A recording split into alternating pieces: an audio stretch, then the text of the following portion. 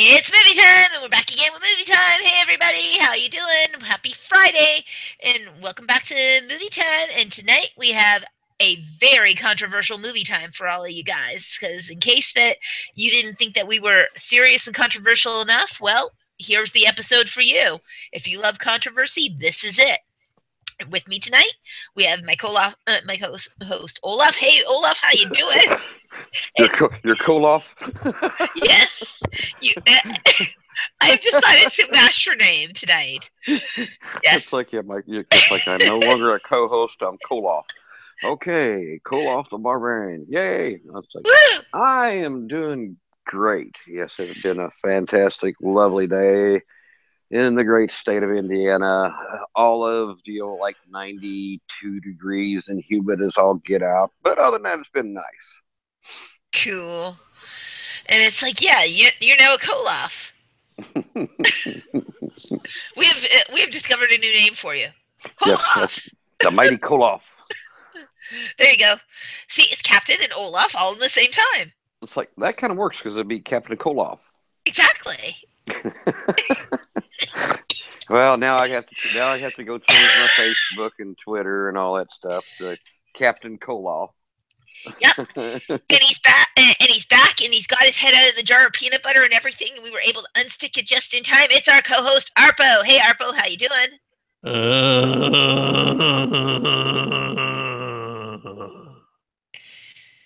Yeah, that's great. Oh, yeah, that's yeah. Yeah. I'm Frankenstein brought back from the Frankenstein's creature, I should say. To be completely correct. Brought back from the dead. Yes. Yes. Well, Yeah. after WC got his head in my jar of peanut butter, I figured if he can do it, I can do it. I forgot that, yeah, okay. His head is slightly smaller than mine. So Sorry about that. It's like, but glad that they were able to remove that peanut butter from you. yeah. That's the big controversy. You don't even want to know how many crackers it took to get all that peanut butter off of me. That's the big day. Controversial discussion tonight is white chocolate or dark chocolate peanut butter. That's the controversial discussion tonight. Yeah, which one actually wound up on your head? Actually, it was the Mighty Maple. Ooh, Mighty Maple. Oh, yeah. See, a hidden champion. Yes. And darn good, too. Yep. But they kept putting on crackers. I kept saying, get waffles! Get waffles! And sorry, folks. Waffles or pancakes, either one. Just, it's like, no more crackers, no. Yep. Very true. And tonight we have also a very, very wonderful thing because we got our very first fan letter tonight. It's like we got our first fan letter. Everybody clap. Woo! Woo, yay, we have a fan. Yay. Besides us, we have a fan. Yay. Yeah. It's like, and we encourage all of you other listeners to please come and write us as well. And we want to thank you, Dominic W. It's like Dominic is with a K and there's W and his lovely comment on there. And he said, "Hey, movie time with Grace and Sonata. Love your video. Keep up the great work." And he's going to be starting to make YouTube videos soon as well. And he's also a filmmaker. And he feels that the show is very informative and everything and loves us and wishes us peace and love. Awesome. Thanks, Dominic. Yes, thank you, Dominic. Yeah, you rock, Dominic. So, and you can get your letter read on the air, too. Write us. Indeed. We like to hear from our fans. We say that every single show. We want to hear from you. We love to hear from our fans. But we genuinely do. Yeah, and now someone wrote, did you see, did everybody see how happy that made us? Did all of you people out there see how happy we were that we got a fan letter? Hey, write to us to tell us you hate the show. Give us reasons, things we can do to improve. Right. Anything. Yeah, we're easy. We're not too hard to get along with. We'll take good or bad or even in the middle. It's like, it's like if you don't love it and you don't hate it, you just kind of like going, we'll take those too. We just love to hear from our fans. Absolutely. We Yep. we definitely want to hear from all of you. It's like if you love us and you sit there and go, "Oh my gosh, it's like I've learned so much." Let us know. Let us know also what you want to know, what we haven't covered. Which, by the way, secret preview on the 14th. Watch out because we are finally going to learn about the world of bond companies and film guarantors. Ooh, Yes. that could be And that's exciting. some pretty scary. It's pretty scary, actually. I'm glad it's not happening on Friday the 13th. Yeah. It's like the lucky part about that being that the reason why you really want to know about that because they're the people who hold the money from your investors. They look after the investors' money. They're the Yeah. people who it's like if your production isn't going well, they can literally take it over. Ooh, scary. Yes, they are Yeah. the overlords. They come in and go dun dun dun. Yes, and you will get to understand why the best guarantor is a guarantor you never see at all. The invisible guarantor. Yep. So just as a little preview of a heads up in advance. So we wanted to get it's like of course, like I said, because we had our amazing fan who wrote us, and I hope that you're listening, Dominic, tonight, and are all excited about this episode because this is going to be very controversial. Tonight we are talking about topic number 1, which is dealing with a great article that was recently posted. That was entitled "Hollywood's Obsession with Franchises: Is it Costing the Studios Millions?" Jack Shepard wrote this article. It's really, really an interesting one because what they are talking about is how these new sequels have underperformed what they have actually been in terms of expectations. And that studios are seriously looking at this because even in the discrepancy of, you can say, they were still successful, but because they weren't as successful, they're starting to doubt that maybe we should be having a Transformers 5 or a Pirates of the Caribbean 7 or any of this stuff. But for me, I've liked some of the. I mean, yeah, the Transformers. It's like goes on. It's like in maybe the first one was the best. I might have liked one of them a little better than the other one, or something. In like the different Pirates of the Caribbeans and everything. But I for me myself, I'm okay with the sequels. The ones and twos and threes and fours and fives. I think maybe when you start getting around after you hit about the sixth mark, I think it's about time to stop because like, well, really another one? Okay, Well, but in a lot of franchises, it's pretty much you should be going like maybe 1 and 2 or 1, 2, and 3. If well, it, just as an example here recently, there was Cars 3 and Despicable Me 3. yeah, And the Cars 3, I thought it was I enjoyed it. I thought it was a good one. It had a little, it had a plot twist to it, and I like that you didn't expect. And same way with Despicable Me 3. It's like a little bit of a plot twist in there, and like, oh, that's kind of cool. But I liked both of them, and you know, honestly, I wouldn't mind seeing another, one of like Cars or Despicable Me mm-hmm, because, well, the way they've done them though, they're kind of they've kind of left them or done them. I think they've kind of left them to where they could go on to a 3 or 4. mm-hmm, They haven't given that they haven't given it a definite. That's it. You know, yeah, they left it open. They left it kind of open ended so they could continue on if they wanted to. yeah. Well, one of the things that they find interesting, and it's interesting that you should mention that in here because it says that basically the current state of the cinema has been brought to the head over the weekend with the release of Despicable Me, a threequel opening at 72.4 million, down from its expected 85 million with the Despicable Me 2 and the spin-off The Minions. Right. Hmm. So what they're seeing Well, is hey, that I I tried to get the number up there to the 85. I mean, I went to it, so I tried. Yep. And what they're saying that they're calling it franchise fatigue. And truth be known, that you know what, there is a point where it really is franchise fatigue. Because okay, yes, the first movie you're like out of the box going, wow, something new, something different.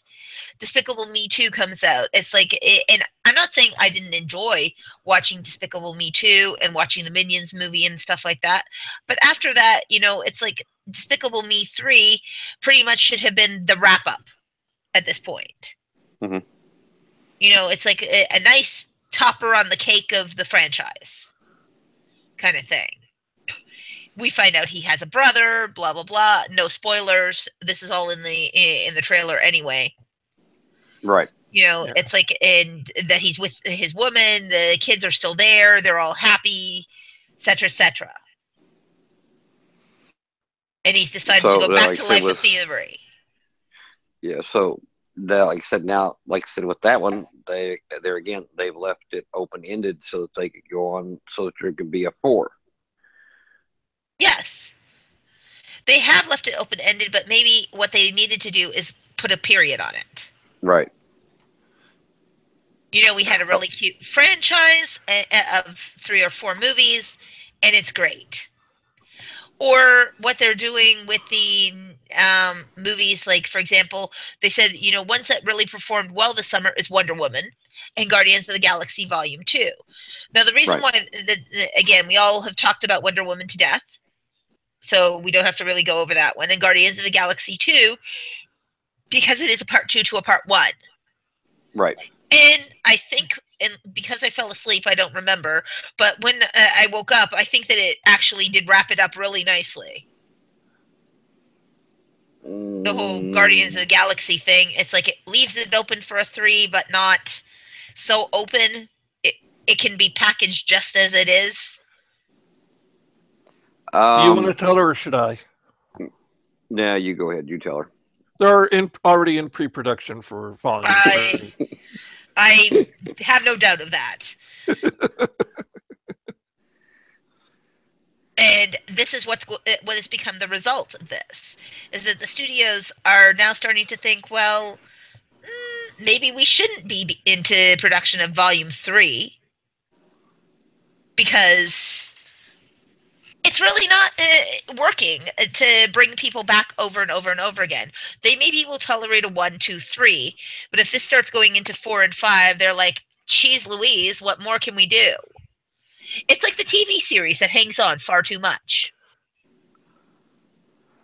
It's like instead of ending, it goes on to season number 20. Right. And you're like, oh.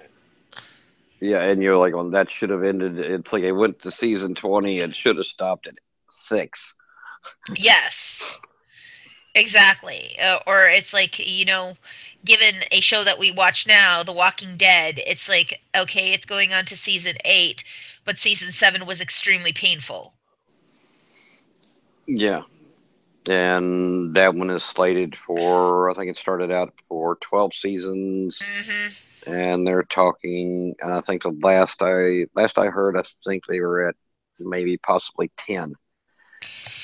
Good. And even though I'm a fan of the show, and yes. I watch it, and I'm, it's like, of course, I do the Talking About Walkers podcast yes. also. Well, you too. And I'm kind of like going, I like the show. It's great. It's like, I like the show, but it's like going, you wouldn't hurt my feelings if they ended it at the end of season 8, if they stopped that one and then progress and then move forward with Fear. But Fear the Walking Dead. But I don't think that one there. I don't think you get more than about another season or 2 out of it. It's only like in its 3rd season. Well, because again, it's like also, it's like it's a prequel to where we are at now. If you go any further, then you're literally just repeating the beginning of The Walking Dead. You may as well have the crossover episode with Rick. Right. Yeah. And start it from the beginning. Right. There, and and that might be their final episode. Have the crossover of it going from that to The Walking Dead. Right. So like this is the world as we know it now, Yeah. and it's like with honestly, like I said, I'm giving it as an example. Where you have series like Orphan Black, where it's in season number 5 now, and it's final season. They're not going for another season. And it's kind of like what you're going is, wow, okay. I really hope that this wraps up well, because if not, I'm going to be sitting there going, this is it? This is what you did for me? Right. Well, taking another series that they did, Black Sails. Yeah. It went 4 seasons, and even though the way they ended it, season 4 was it. That's it. They're done. Yeah. They ran 4 seasons, and that's all. And there was plenty more that they could have done with Black Sails.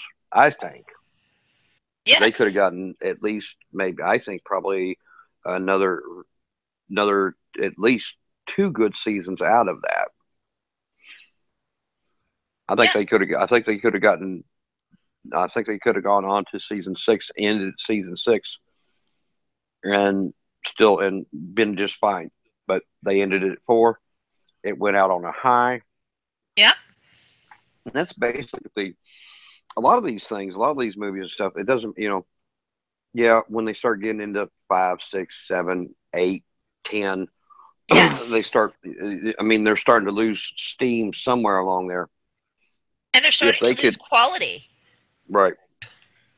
If they could figure out, if they could watch it and go, okay, season 1 was good, season 2 was a little bit better, season 3 was awesome. Let's just stop it at. Let's just do season 4 and end it. Yep. You go out on a high, and everybody's wanting it. So you could re-release it the seasons down the road, and you're still going to, it would still be, I'd say, profitable to bring it back out, or Or do it in a different medium right. that people will still Well, want to have it, like a television series. right. In other They words, could do the put Guardians of the Galaxy TV series. right. So that's what I mean. In other words, you end the movie series on a high, Yeah. and then move it into move it, like I said, a cable series, or or a TV series or something like that, and then you could Or run that yep. for a few seasons, and then stop it. Yep. Kind of keep an eye on it. It's like, it's like, okay, we've grown these first 2 seasons. We've doubled. The season 2 was twice what season 1 was. We're going to hit season 3 and about, see where it goes. And if it starts to kind of drop a little bit, or it's still going up, we're going to end at season 4. Or, hey, season 2 was just awesome. We're going to work this out. Wrap it up in season 3. We're going to wrap it up in season 3 and be done with it. And it goes out on the show goes out on a high, or the movie goes out on a high, and everybody Yep. still wants more. I Yep. always say, leave them wanting more. And Exactly. Marvel sells a zillion comic books. Yeah, there's comic books. There's also, and it's like every franchise has actually done that really to sometimes to death. It's like the one thing that, like I said, that when they had made mention that they wanted to turn Twilight into a TV series, I was like, just like they want to do with the Divergent series, they want that last one to be a TV series. Okay, well, guess what? We didn't get the wrap up from movie number 3. People were excited to see movie number 4, and now they're going to get to find out that the actors who wanted to be in number 4 are not going to be there because they turned it into a TV series. Yeah. That's not going to be as good because it's going to be totally drawn out. It's going to drift farther and farther away from the novel upon which the story is based. Yep. And it's going to do a disservice. They could have done number 4, finished it off. That to me is simply Hollywood greed. Yeah. Period. Well, that goes back to, in other words, if they've been, like I said, taking that, leave it, ending it on a high, and knowing where you're going to go to next, whatever media you're going to go to next, and actually planning for it to go to that instead of just going, oh, we're going to do this, and people are going to love it because they like the show or they like the movie. They're going to love this series. If they don't put some, excuse me, if they don't put some thought into it and plan it the right way and do like the TV series halfway the way they do the movie, it's not going to go well. No. And that's the whole thing, is that also the audience was looking for that final movie to wrap up the series, and then if they wanted to do a TV version of it, it's like, and continue the story afterwards, absolutely, by all means and stretch of the imagination, they could have done that. But Right. they jarred the audience, so what they're going to do is, it's like, even though there's some expectation of it, they're sitting there and going, wow, if it's not going to have Shane Lee Woodley in it, and it's not going to have I'm sorry, his name escapes my head at the moment, the one who played 4 at the moment. It was that guy. Yeah, him. That guy that's on all those teen. It was that guy that did that thing. Yeah, the one who played 4. And I am so sorry, because you are such a brilliant actor too, and yet at the same time my head is losing your name at this very moment if you're listening. Basically, it's like, if you don't have those two main characters, well then what was the point in turning it into a TV series? Theo James. Thank you, Theo James. It's like, and instead what Theo James wound up doing is the last Underworld Blood Wars series. And again, here is where you have a series that it still is very interesting, Underworld Blood Wars. It's on its 6th franchise, I believe, 5th or 6th franchise. But what they did is they managed to keep reimagining the story, so it made it fresh for the audience each and every time. Now, love it or hate it, there were moments that it was weak and strong, like really super strong. Like this last one tied it up really nicely. Yes. The last one was definitely the best film in the series, in my opinion. It was just, they tied up all the loose ends, and we finally understood everything that was going on. Yes, and the whole bloodline with Celine and everything, and understanding the whole thing, the situation with and it went nicely full circle. And we even got to understand what the hell happened to Michael. Yeah. And I was like, whoa, okay, because they had talked about it, but they had talked about it in peripheral. We actually got what happened to him. And how did we get here? Because all of a sudden we were jarred from one movie to the next. So yes, in that sense, it's like, when you are looking at a franchise of that nature, they wrapped it up nicely in 6 movies. But they also didn't. They also did it through clever plotting. What the problem is also been, it's not a matter of making 5 movies of Transformers. It's when the plot starts becoming a redundant plot. And they even talk about that here when they're talking about simply the quite significant impact of the box office of other recipients, such as The Mummy holding 15%, and Transformers the same as Baywatch going at 20%, and King Arthur holding at 18%, and Pirates at 29%. It says this is a signal that the era of the franchise, the sequel that goes beyond a second installment, is coming to an unceremonious end. Or is it more an issue of quality? Is being quoted by Paul de Garbadian. And it's true. It's like, if you think about it, it's like, it's the quality that is happening. It's not the fact you are making a Pirates of the Caribbean 5. It's the fact that you've just regurgitated the same plot, a little bit different characters. Yeah, you show like you show him, staggering down the road drunk 6 times instead of 4. Yes. Yeah. And also, it's like, that's why they started picking up things like Get Out and Split and Beguiled and Baby Driver and stuff like that. It's like, what they're saying is that the tactic is making good movies over cashing in on franchises. So it's actually quite interesting that they make mention of that. It's like, because yes, you can have multiple sequels, and and I'm not saying that don't have multiple sequels of a movie. Sometimes, yeah, don't have multiple sequels of a movie. It's like, if they make another Twilight movie, whether you liked it or hated it, in terms of Twilight, they wrapped it already. Yeah. Right. You know, it's like, it's beautiful set of books, beautiful set of movies, done. Whether, like I said, you liked it or hated it, they were very popular. It was done. If they go ahead and they made yet another one, I think that the audience would be screaming.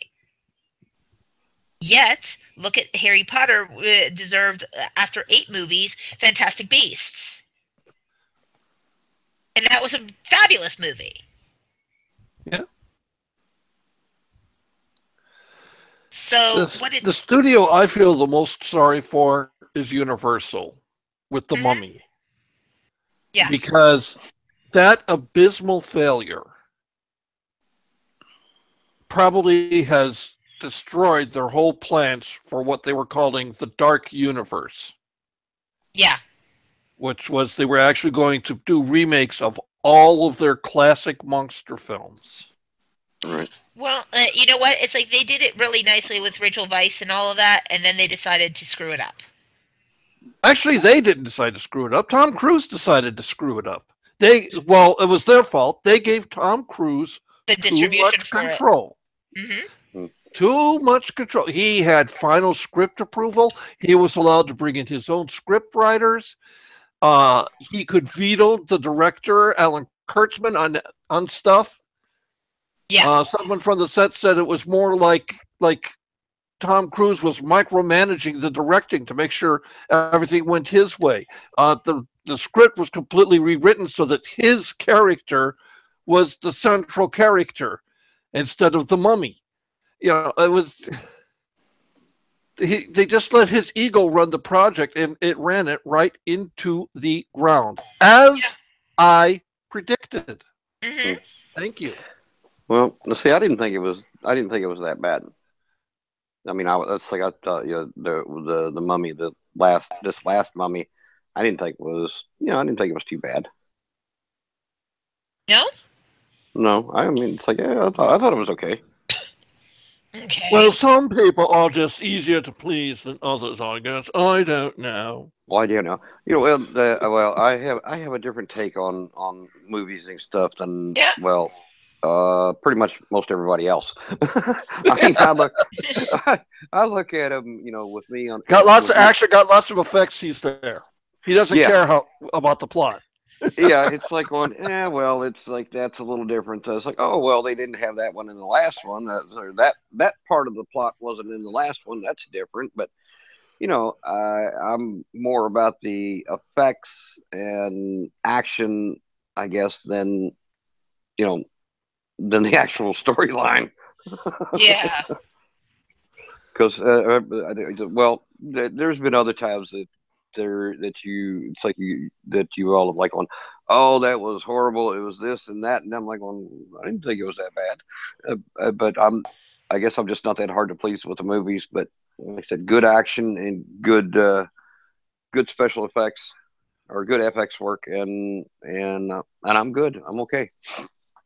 Yeah, well, but Grace had said something to me before the show, which was, do we really need another Spider-Man reboot? We And do not. them's fighting words where I come from.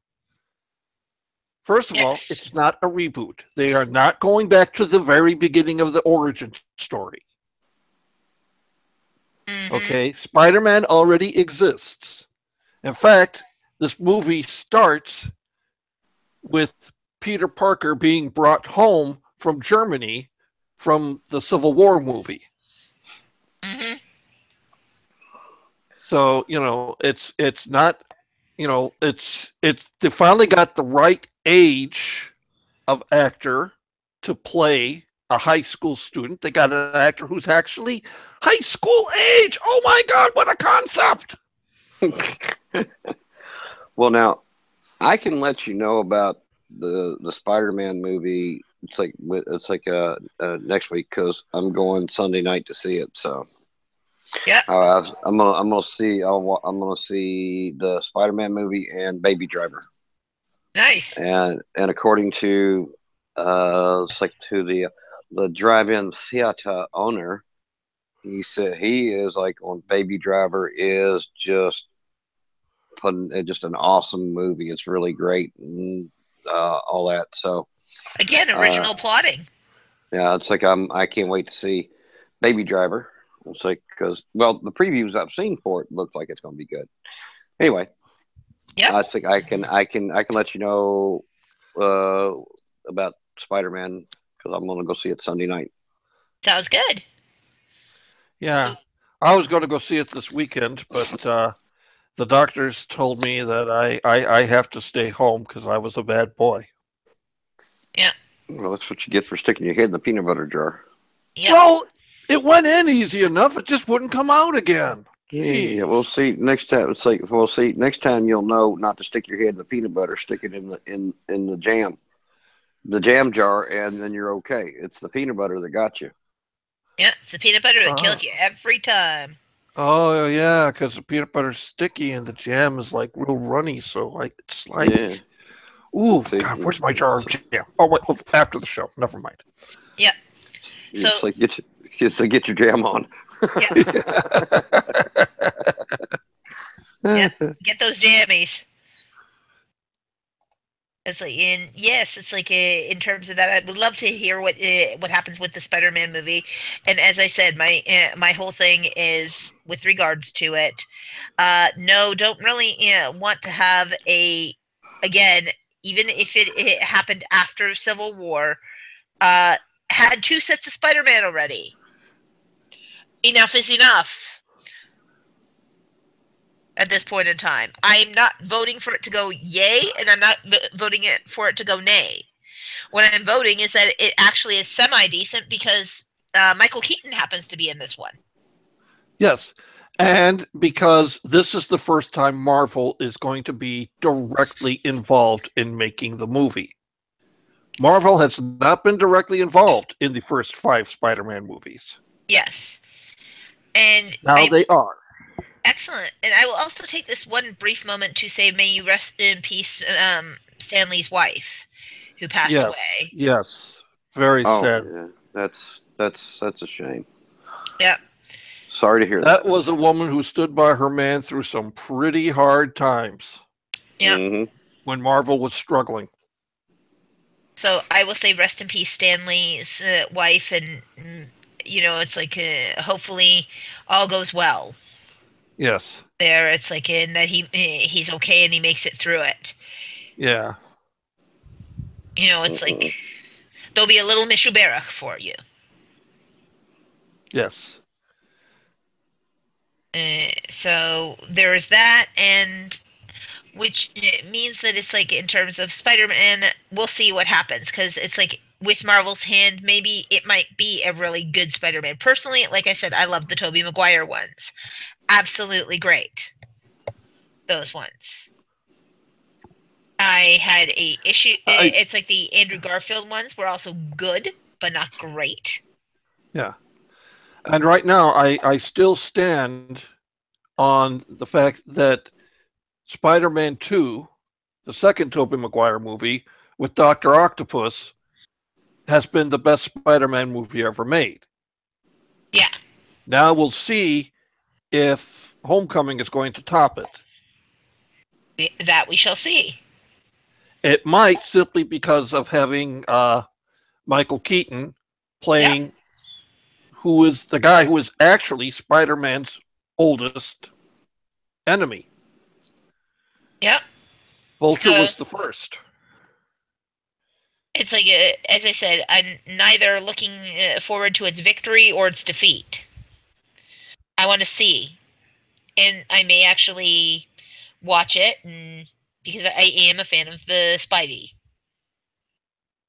Okay. but I'm not desired to wanting to see another sequel or Yeah. prequel. So that is where my mixed feelings come in on that. Yeah. Um, saying that brings us to a even more controversial topic tonight, and it is a article that can, at first glance, will make you want to stick pitchforks in the person, possibly, or possibly you may champion this. But we are going to talk about this, and I thought it an interesting topic to speak of because it is something that is affecting the industry. Why, and the article is entitled "Why Nonprofits Should Stop Supporting Film Production," an opinion by Brian Newman. Brian Newman, they say that it was originally published in the subgenre media, and it's a consulting company run by film producer Brian Newman, and it has been reproduced with the permission of the author for it. Basically, what this article is talking about here, would you like to summarize it for us, Arpo? Okay, basically what he is saying is not that nonprofits should get out of the film industry altogether. What he's saying is that due to the lack of diversity in filmmaking, he blames this on the the film festivals. That where the nonprofits should get involved is with not curating the films, but curating the audience and helping more films be able to get into these festivals by giving the festivals money so that they can actually pay the filmmakers to show their films rather than the filmmakers paying them. Yes. Now, that's not entirely a bad idea. But if you're really looking for more diversity in filmmaking, more women behind the camera, more blacks behind the camera, more Latinos behind the camera, Asian filmmakers, etc. behind the camera. That was a joke. That was a joke. That was a joke. Yep. I'm Jewish. It was a joke. Yeah. More Gentiles behind the camera. Yes. But again, if you really want to promote that kind of diversity, then change how the grants are awarded to filmmakers. What they can do in order to improve this whole granting system. First of all, it's like with film festivals, they are a competition. This is something that we have to get off of our chest right now. Let's break this down. This article in terms of that. Film festivals are competitions. You fight to get your film in there. You submit like any other contest to be able to do that. There's an entry fee to get into the film festival. And you are judged on your film. Exactly. You're judged on your film. Now, film festivals are also used in a lot of ways to be able to purchase by distributors and stuff like that, new merchandise. Yes. However, that being said, where the not-for-profit sector can get it, it's like it's not a matter of paying people for the film festivals. It's a matter of paying people to pick up diverse subjects. See, if you want to be able to look at the not-for-profit sector, it's like you have wonderful places that it's like they support filmmakers who have social issues and stuff like that and have controversial point of views and diversity. You have wonderful production companies that are there. It's like, and we're going to be interviewing one of them, being like from the Heart Productions. And they are a wonderful company, of a 501c3 company. First of all, it's like it is wonderful that these grants exist because otherwise equipment would not be available to certain filmmakers in diverse communities that this gentleman is trying to say that there's not enough diverse communities of. Yeah. If not for these grants, a lot of people would not have access to a lot of this equipment. Yeah. Right. And in fact, in the article, he even says himself that the way he got his filmmaking company started was getting grants from nonprofits to buy the film equipment with. Yes. And now he's acting like all kind of high and mighty. That well, that's a bad thing. Yes. Well, no, it's not. Well, it is because I mean, it's if nonprofits are are helping to fund movies, a nonprofit's not supposed to make money, and movies are supposed to make money. So why would a nonprofit be a good thing to go into a movie? Well, because what the nonprofits do is they're supporting the actual filmmakers of making the film. They too are in essence losing their own set of money, because it's like by having it go through their 501c3 organization to have to organize it, they also have to on their own ends deal with their own tax issues as well.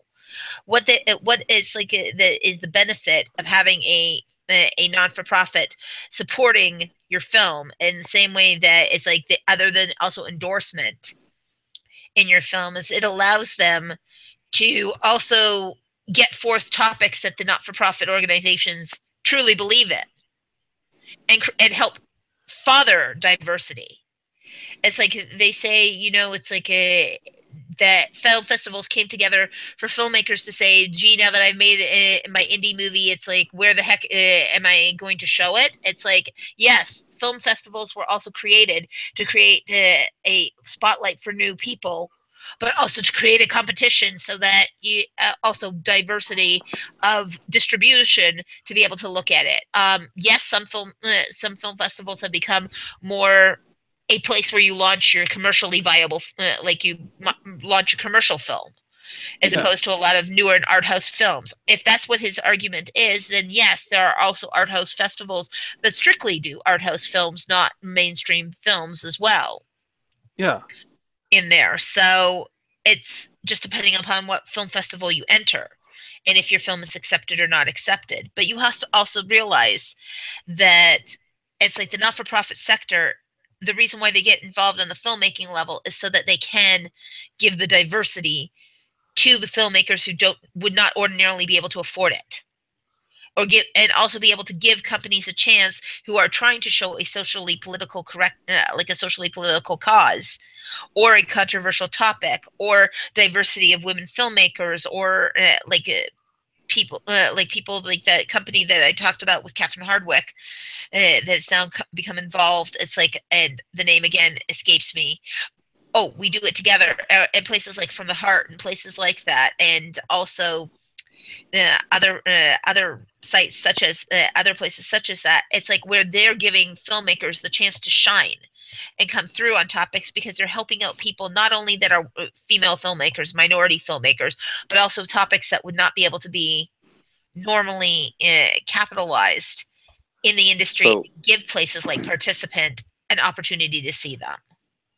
so what you're saying is that a independent filmmaker, and if it was a female uh, independent filmmaker, might have a better chance and easier if a non that's like if a 501c3 nonprofit helped fund her movie. If her movie was, oh, let's say it was something environmentally conscious movie that she was trying to make, in trying to get funding for it, she's going to have trouble getting anybody to, you know, uh, finance her movie. But a 501c3 company that was environmentally friendly uh, can help support her get her movie out there, and it actually helps promote the 501c3 because it's they're promoting a movie that's something that's about what they're doing, and Exactly. the stipulations that are needed to get it from a 501c3 versus getting it from a private investor. It would be easier for her. It could be possibly easier to get it from the 501c3 funding, getting funding from them, than it would be from a private investor. In a lot of So ways, that yes. it's like and just that's kind of like, well, is that what you're saying? That it could possibly be easier to do it that way. It helps out with the filmmaker to be able to also go to a community that would normally not fund towards that, because it's like if they found the subject too controversial, or if they wanted a buffer nest, so to speak, to be able to give people their start. They also help manage their crowdfunding campaigns. It's like this is something that that I think that the article fails to understand. 501c3's involvements with film is not only about dealing with, oh well, let's give you some free equipment. This is also helping you out, help with understanding the financing, the organization, giving also a leg up to a filmmaker who is a initial starting filmmaker on there with a topic, whether that they be a woman, whether it's a topic about the environment or a topic about slavery, topic about the cruelties that are going on in other countries.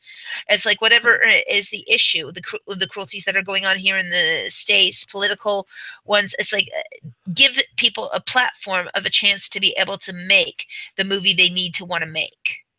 Yeah. It's very hard for a black filmmaker, especially a new black filmmaker. I'm not talking about like a Spike Jonze, but a new filmmaker. It's very difficult for an emerging black filmmaker who wants to make a movie about what it is to be black in today's culture to find funding. And that's what these grants are for. Yes. Should be for. Not to attract audiences, not to get the film festivals to pay people to bring their movies in. He says in his article, a second, because I had it just a sec. Okay. The main concern I have with ending direct artist support for creation is the possible impact on diversity behind the lens. We need more diversity, not less. And the markets, investors and studios, tend to still support white males. But plenty of diverse work is being made too, but not enough of it is being seen. This is a big problem, and I'd argue it's mainly because so many festival and venue programmers and acquisition executives are white men. But again, the nonprofit industry should build programs to address these issues. That's where also the for-profit industry comes in, and this is why we have places like Participant Pictures. We have places like From the Heart. You have it's like, and it has nothing to do with white male privilege. It has to do with the fact that it's like these places give people who are newer filmmakers an opportunity to be able to express and diversify and grow their portfolio. I know, but this author is trying to make it sound like it's the old white boy network that's stopping this from happening. And even if that is the case, I don't see how giving grant money to festivals is going to change that if the festivals are being run by the old white boy corporation. Yeah. If the film festival in itself is not is already chosen out the people as like based on their own criterion, it's like, again, you cannot it's like giving money to the film festivals will not divert the judges from who they want to have participating within their festival. Yeah. So it's a redundant point. Yeah. I agree with this argument that changes need to be made in how nonprofit is involved with filmmaking. I agree with that 100%. Mm-hmm. But I think his idea is not the right workable answer. No. I think if we're going to get more diversity, then the grants have to be about diversity. Yes. Right. He's got the right idea. He's got the right idea. It just needs a little fine tuning to make it right. Yes. And you also have to, as well, take it from the point of view that, look, what you then do is, in terms of grants, it's like, no, not everybody qualifies for these grants. First of all, it's like that's another thing that is a very huge mistake, that a lot of people think, oh, well, if I apply for the grant, then obviously I'm going to be able to do it. No, there's a strict criterion that each grant has in regards to that as well. So make no mistake about it. It's not like as though that you can walk in, grab a grant, and it's like anybody who's ever been asking for a grant would know this. Right. Yeah, a lot of grants are really based upon you have to raise X amount of money on your own, and then we'll step in and help you with some of the rest of the budget. Exactly. But they're not And just going to finance your Yeah, movie. no. right. No, that's what I say. Ed, no, what I was saying is that your criteria in numbers to qualify for a grant from a nonprofit might be a little easier than try to get it from a private investor, because one of the big difference that I think is that if you qualify for the grant from the nonprofit, they're not looking to make money, so their criteria is some there is a difference in their criteria and what you need to qualify for their grant.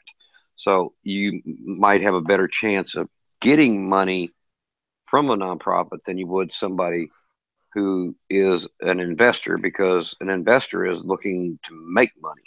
A nonprofit isn't. Yeah. So you have it's like a better opportunity. You still may have trouble getting, you may not qualify Yes. for the grant, but you could start, if you were going to you're making a film. In other words, you might look for a nonprofit could Hmm. possibly help you, and Yes. you may not get in from a nonprofit. You may not get all of your funding, but you might get a portion of it to where an investor might say it might make it a little easier, might make it better for you to get investors. It goes like, oh well, this nonprofit invested into you. Well, they saw something maybe I'm not. I'll invest with you. So taking taking them completely out and Absolutely. not allowing a nonprofit to invest into a movie, I don't think that's the right. I don't think that's the right thing. Be allowed to do it because, like you said, as our folks saying, like a black filmmaker, a first time black Hmm. filmmaker, female, is going to have a hard time getting funding for their movie. Yes. Like I said, but there are, and depending on what the movie is, I'm sure there would be like there that could help them. Hmm. Part of their funding there, and they get part of their funding through investors. Yes.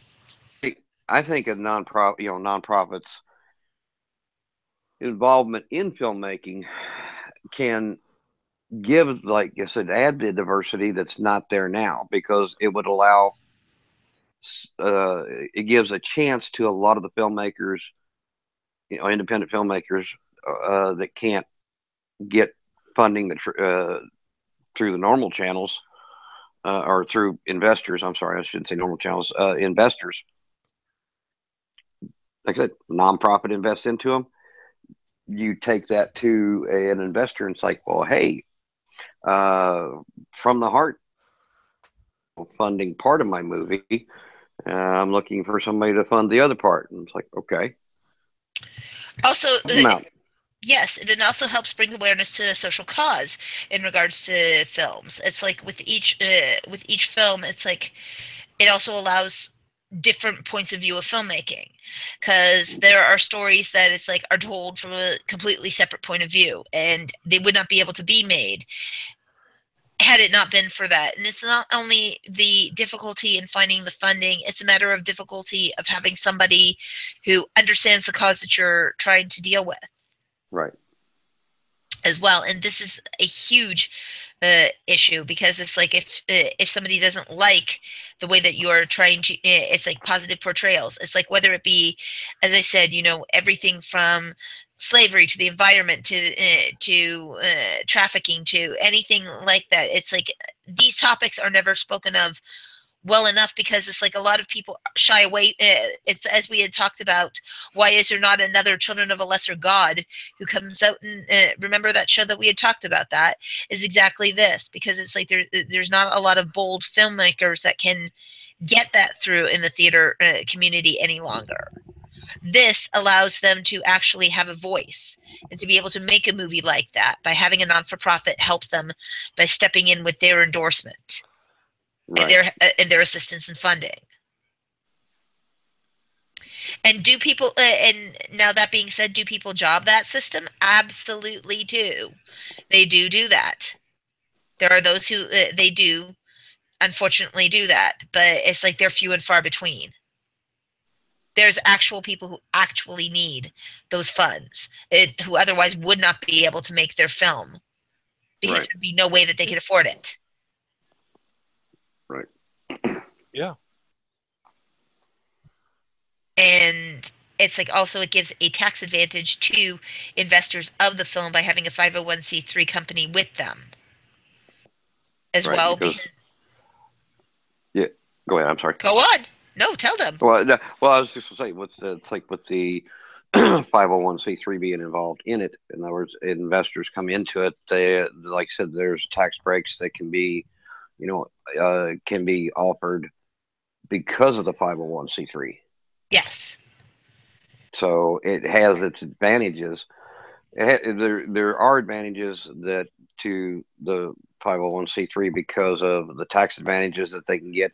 Plus, in other words, it can help to entice investors, regular investors, to come into it because, again, it goes back to that same thing. Hey, if this nonprofit invested into it, Yep. maybe it's not that bad.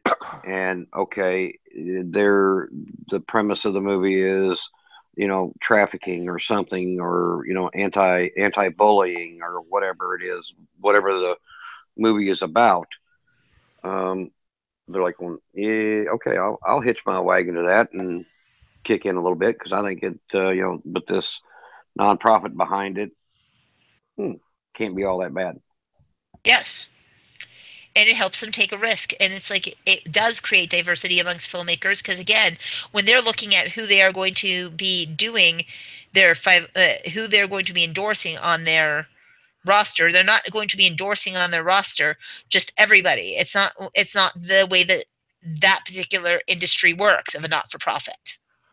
Yeah. They're not going to endorse Wonder Woman. I'm sorry. Yeah. Amazons are just not a hot button topic these days. Nope. Back in ancient Greece, it would have been top of the list. Yep.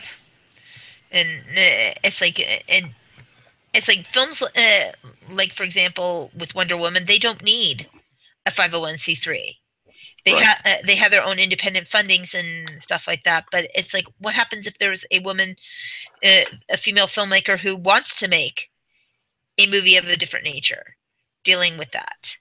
Maybe she wants to do like the history of a Wonder Woman Right. and how women have evolved through the industry. It's like if they want to be able to do that, not-for-profits also help out places like documentaries, where people who would not normally be able to get funding for their documentary would be able to get funding in those places as well, to be able to bring subjects to life. Because documentary funding is very hard to find because people are like, oh, well, who wants to go and see a documentary? A lot of, even though I do enjoy some of them. Yeah, it's not like back quite a few years ago when they used to have the old travel log movies. Yeah. It's like where you went. It's like you went to and somebody took a trip and they Fishing in Minnesota. Yeah, it's like the old. It's like I remember. So I remember going to those, like a few of going to those when I was younger. The travel log movies. So Yeah. that's a documentary of somebody's vacation. Exactly. But they were very big for a while. They really were. Oh yeah, yeah. Mm-hmm. Oh yeah. I used to go to And them then they all the time. started doing, when they started declining in popularity, they would make shorter travelogues and include them with the short subjects. Right. Yeah. I mean, I don't know. Olaf, you probably do. Gracie, you probably do. I don't know how many of our listeners can remember this, but back when I was a youngin', when you went to the movie, today when you go to the movies, what do you get? A bunch of commercials, a bunch of trailers, a movie. Yes. Right.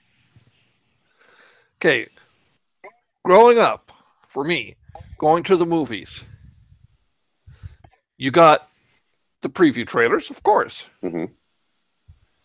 You got cartoons. Mm-hmm. Yep. You got a short film about an interesting subject. You got a newsreel about what's Mm-hmm. happening in the world. Mm-hmm. And a lot of the times, you got a double feature. Right. And in A between. 35-cent child's ticket. Right. Okay, that's how And old I am. and then there would be the sometimes there would if it was a long movie and they had an intermission in there. It's like you got all the cute little. It's like usually it's just at the drive-in, but it's like I think I saw it. I think they had at some of the indoor theaters. They would have the intermission, and they would have these cute little, like hot dogs jumping into a bun and things like Yep. that. More that was Yep. more of a drive-in thing than it was an indoor theater. But if I you had a love double, those. if you had the double feature, if there was a double feature at the indoor theater, they ran this 20 minutes, like 10 minutes, like you had a countdown on that on your intermission. Yep. So Yeah. Anybody wants to know what it was like. I mean, they have a lot of these intermission things on YouTube. mm-hmm, And you should check them out because some of them are truly bizarre. mm-hmm. Oh yeah, Yeah. it's like You can't go to the drive-in without getting a dilly chill. That's right. yep, A yep. Yep. The nice dilly frozen chill. dill pickle on a stick. Mm-hmm. Yeah. The chili dilly. Yeah, that's it. That's it. The chili dilly. Chili dilly. Yes. The chili dilly. Yep. And it's like and then the popcorn mountain and all that good stuff. And it's like Yeah. since even before the drive-in here went digital, they would show the intermission movie. They have intermission Yep. short, and they show the ones, and these are like in the most of them were what it's like when you say they're in the 50s or 50s or Yeah. 60s, Yep. and that's the intermission reel between the movies is like a 20-minute, you know, hot dog jumping into the bun. It's like the popcorn coming out of the Yep. popcorn popper and the chili dilly. And for the drive-in, you also have the picks. Yep. You know the little thing you lit to keep the bugs away from you at the drive-in. Yep. And then you also had your Woody Woodpecker cartoons, and Yep. so they would keep the kids really amused at the drive-in. Yeah, it still does. Still keeps me amused. Yeah. Because I'm you're just a big kid. I'm just a big kid. Yeah. Yep. And that's a good thing. That it still keeps you amused even today. Yeah, I'm easily entertained. Yeah. Well, and these things were very entertaining. Right. Yes. At the time, and it was like, oh my goodness, you would watch it and you'd be like, oh my gosh, it's Woody Woodpecker, it's a Disney cartoon or whatever it would be. Mm-hmm. Yeah, I can remember where Disney would never release a movie without a cartoon. Yeah. Right. And what happened to that? I don't know. I kind of miss that. Then of course, then movies went through a little bit of a stage where you had it's like you started having commercials. Yeah. It's like they don't. It's like I've not noticed that as much now here last couple of years. But there was a spell there for a while that you were seeing commercials for speedboats or these party blow up things, for the bouncy houses and stuff, and commercials for all kinds of stuff. Yeah, and when I first started going to movies, started seeing all these commercials, I think to myself, I go to the movies to get away from commercials. Mm-hmm. Well, and that's what happened is that they realized that a lot of people don't want to see commercials. Right. Yes. Yeah, because And it's like you don't in see a those movie anymore. theater, they've got a captive audience Yes. waiting for the show to start. That's why a friend of mine waits until the very last possible minute to get to the theater because he doesn't care about the previews and all those commercials. He just cares about the movie.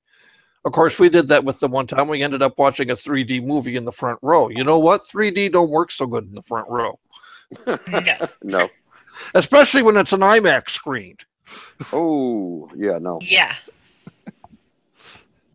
No, with that, you definitely want to be there very early. Yes. And this is what I like about the new premium theaters, that you can actually pick your seats. Yes. You can reserve them in advance so that if you want to show up at the last second, you can, and you've still got your seats. Yes. Uh, Of course, you'll probably have to argue with the people who are sitting within them, but who decided their seats sucked and these seats weren't taken. Hmm.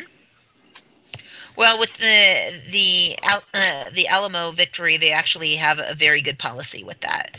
They have a scanner of the tickets and they have a scanner of the table. Yeah. And if it doesn't match, the policy is if you don't relinquish the seat, you leave. Ah, that's a nice policy. Yep. the So only thing I have to worry about when I go to the theater is to just make sure I get the parking spot I want. yeah, and one of the nice things is that they tell you silence your cell phone, because if you're caught with your cell phone in your hand for any reason, um, you're immediately thrown out. It's not a warning. Huh. See, now I don't have to worry about that. I can play with my phone if I want to. Uh, it's like at the theater. Oh You wait, are I just like God at a drive-in theater, aren't you? it's pretty much, Yeah. yeah. It's like it's like yeah. It's like, oh wait, I'm at a drive-in theater, so I'm in my own car. I can do what I want to, pretty Yeah. much. It's But like, you know, yes, it's like also going though back to the subject though that we were just speaking of, though, of the not-for-profit. It's like the article, it goes on to talk about film festivals itself, as well as also how monies can be spent. It's like nonprofits are a wonderful thing. Nonprofits make it a lot easier for filmmakers who would not ordinarily get the opportunity to do things, to be able to create their projects. So it's an interesting opinion. You're entitled to your opinion,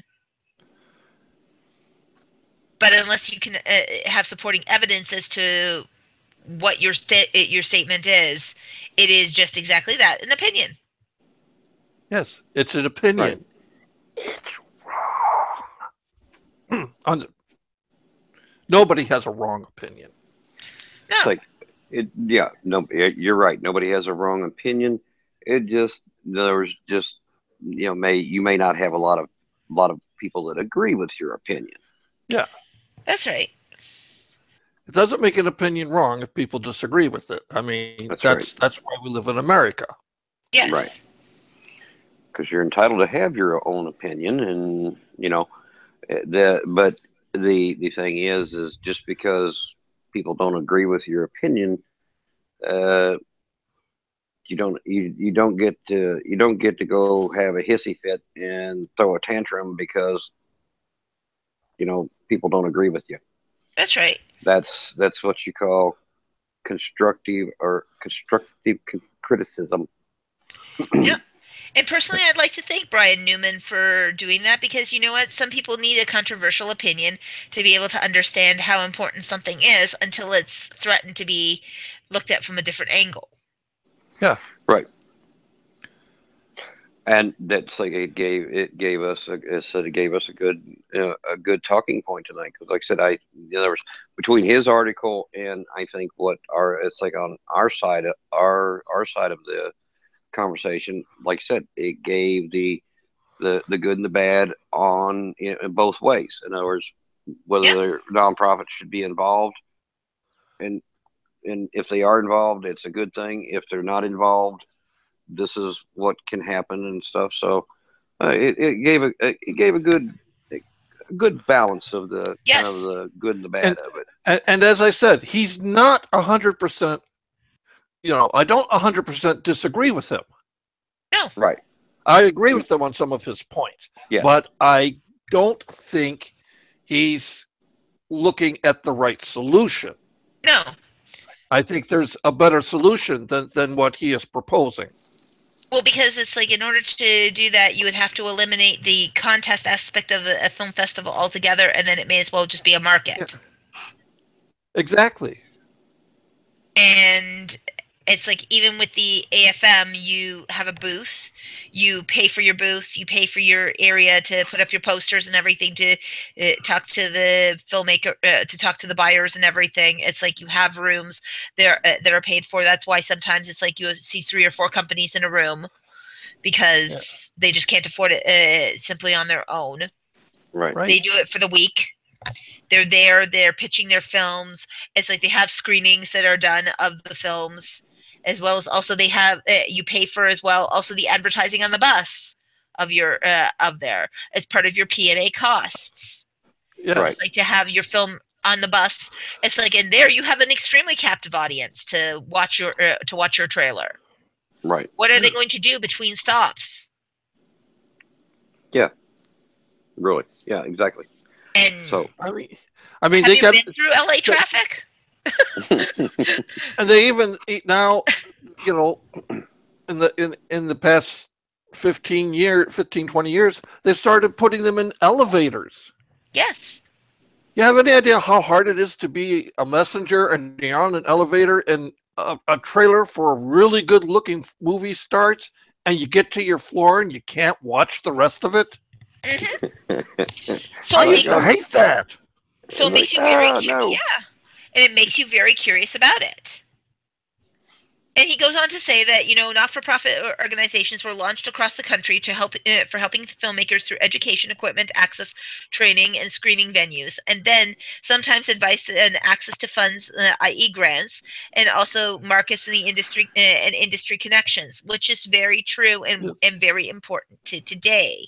Right. It's like whether big events like the IFP the American Film Markets and stuff like that, or small, like bringing some industries vets to specially speak in front of people. It's like these organizations like Women in Film do exactly that as well. And this is why they are a vital part. These organizations like these grant places that are dealing with that, these not-for-profits, are helping filmmakers also connect, but also that don't necessarily have an opportunity to get to film festival connections. Mm-hmm. Right. By bringing people forward and bringing people information. And it's like Carol Dean does a wonderful podcast herself, and we will be talking with Carol Dean about that very shortly. I can't give you the dates right now with that right now from the Heart Productions. Carol Dean will be joining us, as well as Carol Joyce. Yes, they are 2 very busy people, so it's hard to pin down a time. Yep. So, in other words, so Brian, thanks for writing the article, and yes, hopefully you listen and take some of our input and make it all work out right. Yeah. And like I said, film festivals are evolving constantly. They're changing. They're doing different things as well. There are new film festivals that come out with diverse subjects and diversity. Right. So, yeah, there is things that do happen for that. There are things that do work, and to understand, like, and one of the things that they do on their websites as well is they also help out with their crowdfunding campaigns, because they highlight the people's crowdfunding campaigns that are on here on their platform, and they help by being the 501c3 to help along their crowdfunding campaign, because that is another benefit to people who do donate to these films. Right. By going through 501c3s, it allows them a tax deduction as well. And even if they're doing it through a mini crowdfund campaign where they're giving in $25, it's a $25 donation that becomes a Right. tax-deductible donation. Yeah. So it And helps everybody out. Yes, it's a win-win-win situation. Mm-hmm. So we hope that this all highlighted and gave you a really good view on these controversial topics. And as we said before, please feel free to write in and tell us that you loved it, you hated it, oh my gosh, it's like, gang, it's like, how can you not understand what Brian Newman was saying, or how can you not understand that it's like these movies have got to be made, Guardians of the Galaxy number 50. Yeah. It's like you bad, evil film people who are talking about deep subjects and stuff like that. It's like, don't you know that we must have, like Justice League number 90? And Aquaman has to now look Samoan instead of look like the way he's supposed to look like from the animated series. Yeah, not to mention the comic books. I mean, come on. Yeah, no, God forbid that he should actually look like anything like any of the comic book iterations of him. Yeah. Right. He's a 6'7" Samoan guy, apparently. Okay. Now, Yeah, comic books have just drawn him wrong. With that being said, when they get to the Guardians of the Galaxy number 50, I'm going to hazard a guess that the original cast that were in Guardians of the Galaxy 1 and 2 are not going to be in the Guardians of the Galaxy 50. I'm just throwing it out there. They're probably going to have to recast them people in there sometime or another. I don't know, but that whole CGI thing that's going on in like virtual reality, they'll be able to like whip him into like, have Chris. They'll be able to have John Wayne be the emperor of a planet. Exactly. That's true. That's true. Okay, so never mind what I just said. I would live on a planet where John Wayne was emperor. That would be cool. They'd be like, Luke, you know how that guy said that he was your father? No, I am. Well, now let me tell you, Luke, that is not your father. I'm your father, Luke. Someday. But it's like, yes, I love the Star Wars series. I'm looking forward to Star Wars Episode 8. Oh, yes. See, but there is another franchise, again, who has original creative storylines. So what we're saying is, what I have been saying is, I'm not opposed to sequels, but please don't regurgitate the same story over and over and over again and expect that the audience is going to sit there and go, oh my God, it's Transformers number 70. I'm sorry. Transformers movie stopped being good after 3. It stopped being good after that. I can prove that. Yeah. It stopped being good after Transformers 1. No. Transformers 1, 2, and 3 were all good movies, and then they stopped being good movies. Listen to me, because I can prove it. Mm-hmm. Because Transformers 3 was the last movie to have my friend and college classmate Kevin Dunn play his father. There you go. So that's your prejudice for 1, 2, and 3. That's right. Yes, it's like, for me, I have just a little bit more of a criterion for that. It's they never did make a good Transformers movie until the day they made that animated one. Yes. Japanese cartoon. Because, they missed it. It's like Michael Bay missed the whole thing of robots in disguise. It's not about the humans. Kind of it was a little bit about the humans, but mostly it was about the robots, yes. Yes. It was all about the robots. And anybody... And if you've never seen the animated Transformers film, which was... brilliant. I want to say 1982, 83, somewhere in there. Absolutely brilliant. Yes. What Transformers was meant to be. Yes. And this is why sometimes, you have to leave the animated series as an animated series. If he really wanted to do everybody a favor, he could have made an animated version of this. Well, it's just like when they made the live-action Ghost in the Shell. I haven't seen it. It was that I have, memorable. I have no desire to see it, and I don't think it did well. No, it didn't. And this is because the original anime movie was a work of genius. Hmm. So why would you mess with it? Okay, so the guy who did the original messed with it a little bit when he updated the animation to it. Yes. But even that one, while it was still good, it wasn't nearly as good as the original. And this Yes. live action one, from everything I saw of it, just looked horrendous. Don't know. I don't know. But again, it's one of those things that it's also preferential thing is that if you are going to make a movie based on a cartoon, please actually, or a comic book series, please actually have read the comic book series and understand your subject before you're going to go ahead and make a live action movie about it. Yeah. Or, Really? yeah, It's like, what? Well, you mean, why would you want to do that? I know that'll be a topic of yeah, that'll be our topic of another time. It's like, why modify the original work that was so brilliant? Why bastardize the film? That will be our future topic. Cool.